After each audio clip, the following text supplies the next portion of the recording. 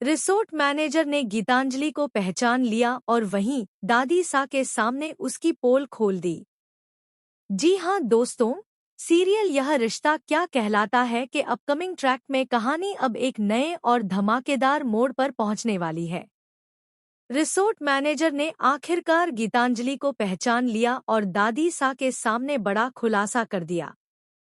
कहानी की शुरुआत होती है मायरा से, जो अरमान को छोटे छोटे हिंट देती नजर आएगी।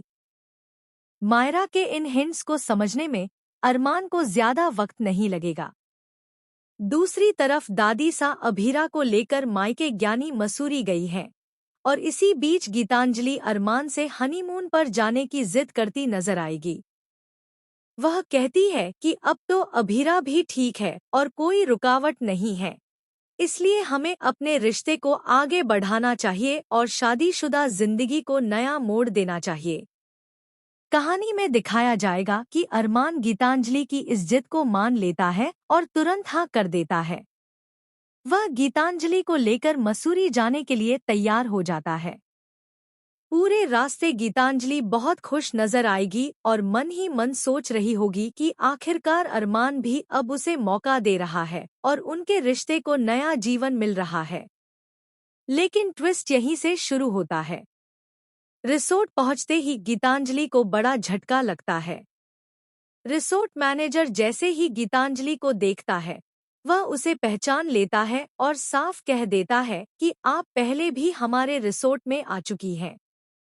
यह सुनकर गीतांजलि पूरी तरह शॉक्ड हो जाती है और सफाई देती है कि वह पहले कभी यहाँ नहीं आई। मैनेजर चुप हो जाता है, लेकिन सोचने लगता है कि यह वही लड़की है जिसे वह बहुत अच्छे से जानता है। उसकी शक्ल वह भूल ही नहीं सकता।